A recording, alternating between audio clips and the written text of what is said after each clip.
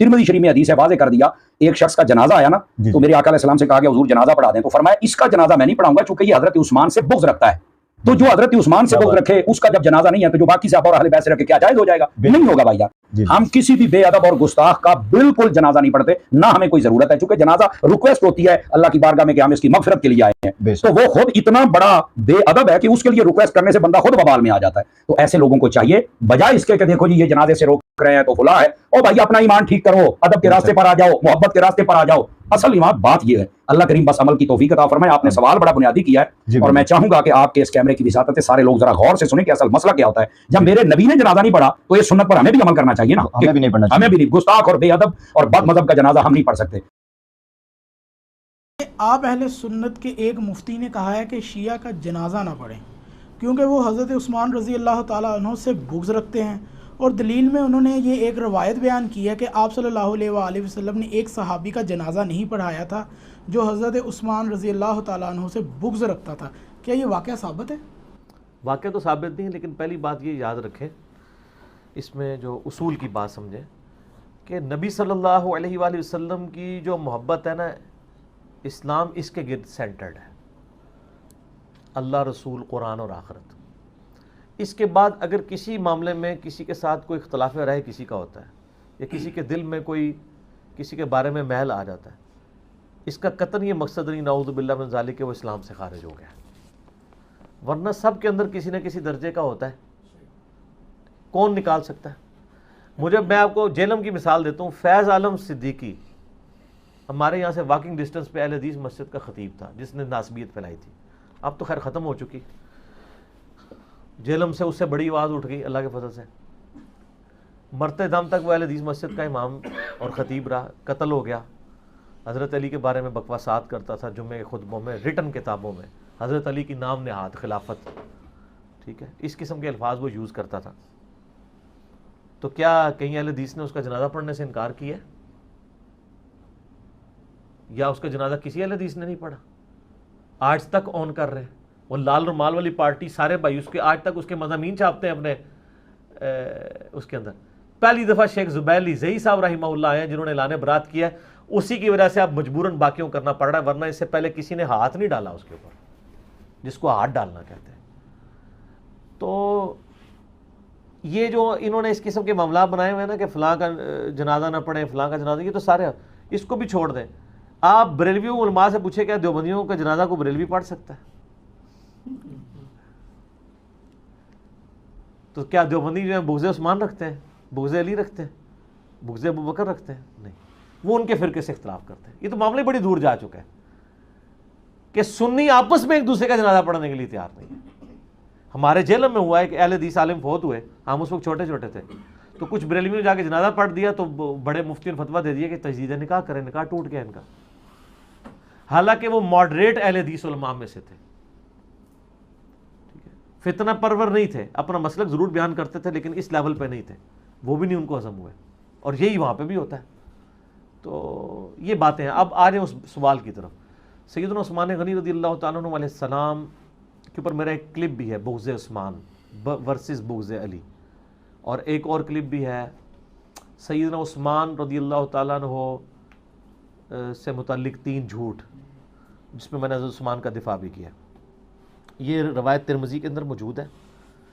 اور امام ترمذی نے ساتھ ہی اس کے ساتھ لکھ دیا ہے، اس میں ایک ابن زیاد نام کا راوی، یہ ابن زیاد وہ والا نہیں ہے، ایک ابن زیاد نام کا راوی ہے جو کہ متروک ہے، جس کی حدیثیں محدثین نے ترک کر دی ہوئی ہیں، اور اس حدیث کو شیخ البانی بھی ضعیف کہتے ہیں، امام ترمذی خود لکھ کے اس کو ضعیف کہتے ہیں، شیخ زبیر علی زئی صاحب بھی ضعیف کہتے ہیں۔ تو یہ روایتی جعلی ہے۔ پھر ہم ایک معصومانہ سے سوال کرتے ہیں کہ نبی علیہ السلام کے مبارک زمانے میں بغض عثمان رکھنے والا کون سا صحابی تھا؟ کوئی ایران فنڈڈ تھا صحابی؟ اس زمانے میں تو یہ تفریق شروع ہی نہیں ہوئی تھی۔ یہ روایت اصل میں آل امیہ نے گھڑی ہے باقاعدہ، کیونکہ اس حدیث میں شامی راوی بھی ہیں۔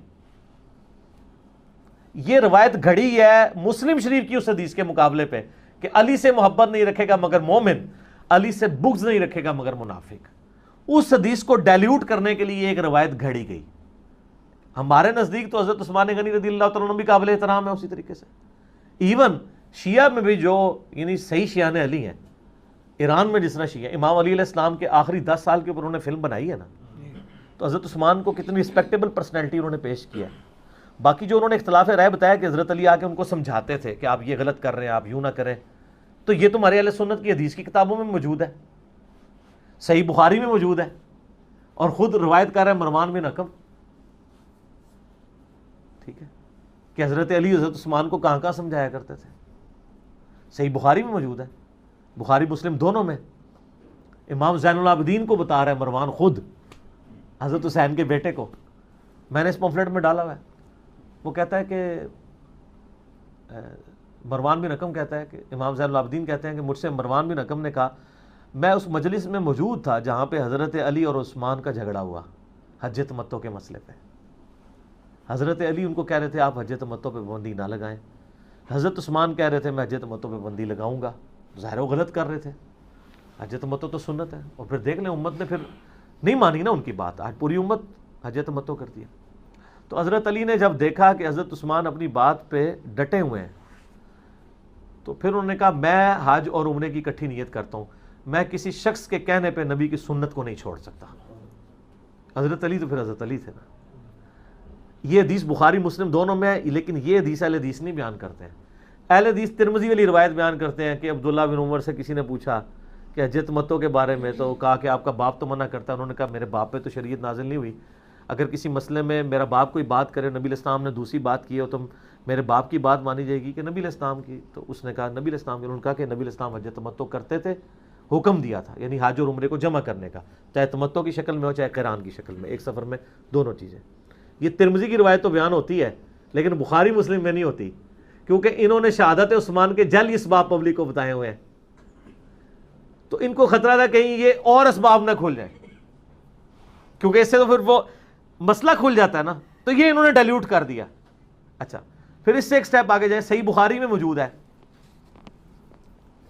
محمد بن حنفیہ کے بعد کہ یعنی محمد بن حنفیہ جو حنفیہ نامی عورت سے مولا علی کے بیٹے تھے، محمد بن حنفیہ کی ڈسکشن کہیں پہ ہو رہی ہوتی ہے، تو یعنی ان کو آ کے یعنی یہ اس حدیث میں تو الفاظ نہیں لیکن اس کے اندر امپلائڈ ہے کہ کوئی ایسا واقعہ ہوا ہے کہ محمد بن حنفیہ کو کوئی آگے کہتا ہے کہ جی یعنی وہ حضرت عثمان کے بارے میں غلط نازیبا الفاظ بولتا ہے، تو محمد بن حنفیہ اسے روکتے ہیں، تو آگے سے وہ ان کو تانا دیتے ہوئے کہتا ہے کہ آپ کے باپ بھی علی بن ابی طالب بھی تو عثمان کے خلاف تھا، ٹھیک ہے۔ یہ جتنی میں نے بات کی یہ بخاری میں لکھی نہیں، لیکن بخاری کی شروحات میں ابن حجر اسقلانی ہوں، داؤد راز ہوں، اہل حدیث کے سب لکھتے ہیں کہ یہ ایک واقعہ ہوا تھا۔ اب اگلے جو الفاظ ہیں وہ بخاری کے ہیں، میں نے اس پمفلٹ میں بھی ڈالے ہوئے ہیں، اس سے آپ کو پتہ چل جائے گا وہ بالکل ٹھیک کہہ رہے ہیں۔ تو محمد بن حنفیہ کہتے ہیں، یہ بخاری کے الفاظ ہیں، محمد بن حنفیہ کہتے ہیں کہ میرے باپ نے اگر عثمان کی مخالفت کرنی ہوتی نا تو اس دن کرتا، کہ جس دن لوگوں نے آ کے عثمان کے گورنروں کی شکایت کی مولا علی سے کہ وہ مال غنیمت میں خرد بد کر رہے ہیں، ٹیکس کھا رہے ہیں، یہ کچھ کر رہے ہیں، جس طرح ہمارے پرائم منسٹر صاحب کو جب شکایتیں ہوئی تو انہوں نے کچھ وزیر فارغ کیے ہیں نا، ٹھیک ہے نا، کچھ کے نیب میں بھی کیسز گئے ہیں، تو آ کے شکایت کی مولا علی کو کہ یہ گورنر کر رہے ہیں اور آپ اس وقت امت کے امام ہیں، بہت بڑی شخصیت ہے، آپ ہی جا کے حضرت عثمان کو سمجھائیں۔ تو محمد بن حنفیہ کہتے ہیں میرے باپ نے اگر مخالفت کرنی ہوتی نا عثمان کی تو اس دن کرتا، کہ جب یہ بات حضرت علی کو پہنچی نا تو حضرت علی نے مجھے نبی علیہ السلام کا لکھوایا ہوا ایک نسخہ دیا کہ مال غنیمت کو یعنی بیت المال میں مال کیسے تقسیم کرنا ہے پبلک کے اندر، جو نبی علیہ السلام کی وصیتیں تھی لکھی ہوئی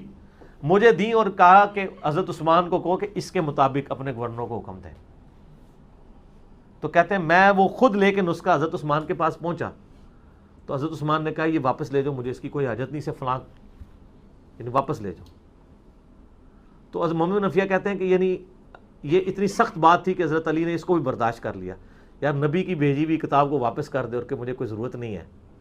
تو وہ کہتے ہیں محمد بن حنفیہ کہتے ہیں میں نے واپس آ کے حضرت علی کو جب بتایا نا تو حضرت علی نے خاموشی اختیار کی، کہا کہ اس کو جہاں سے اٹھایا تھا وہیں رکھ دو۔ تو ان کا اس دن میرے باپ نے مخالفت نہیں عثمان کی ہے اور ٹالریٹ کیا ہے، تو امت کے مفاد کے اندر۔ اچھا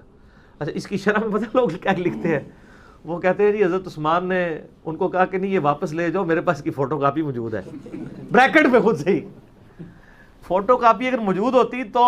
اس کے مطابق وہ تقسیم کر رہے ہوتے نا. پھر مومن انفیہ جو بیان کر رہے ہیں کہ اگر میرے باپ نے مخالفت کرنی ہوتی نا تو اس دن کرنی چاہیے تھی.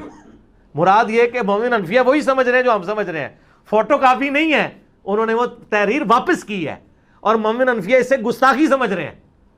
کہ نبی کی لکھی ہوئی تحریر واپس کی ہے. ورنہ اگر فوٹو کاپی ہو تو مومن انفیہ کہتے نہیں, انہوں نے خود ہی بتایا کہ میرے پاس کاپی موجود تھی, تو اس کو گستاخی طرح لیتے. یہ جتنے بھی چکر بازیاں کرتے ہیں نا وہ حدیث کے الفاظ خود حفاظت کر دیتے ہیں. یہ سر جعلی اسباب نہیں ہے, اسبائی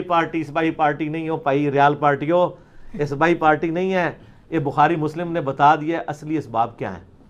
ٹھیک ہو گیا. کیا شیعہ کا نماز جنازہ پڑھنا چاہیے؟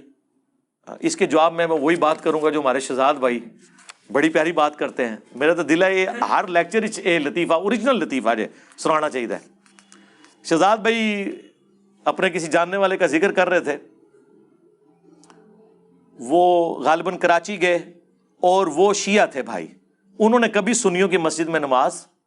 نہیں پڑھی تھی. لہٰذا جس نے سنیوں کی مسجد میں نماز نہ پڑھی ہو اور وہ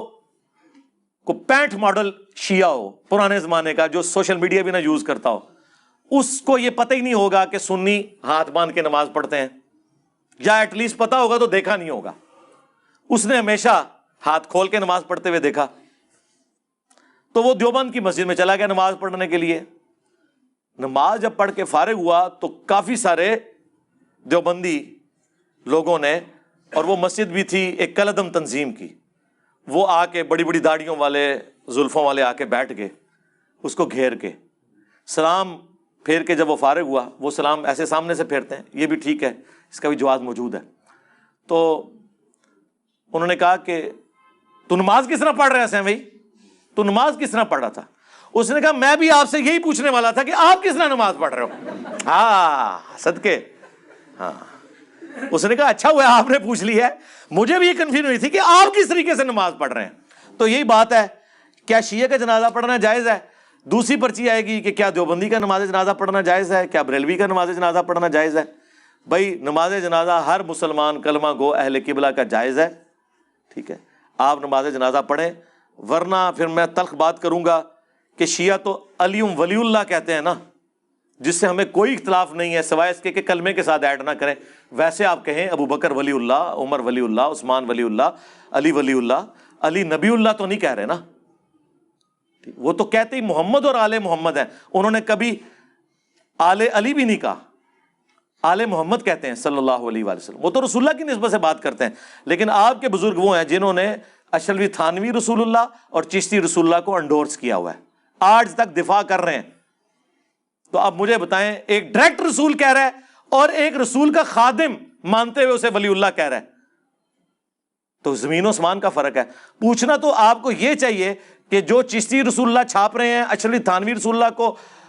دفاع کر رہے ہیں, ان کا جنازہ پڑھنا چاہیے کہ نہیں. یہ بھی کبھی پرچی آ جائے نا, ہم کہتے ہیں ساروں کا جنازہ پڑھیں, علمی طریقے سے ان کی غلطی ان پہ ہائی لائٹ کریں.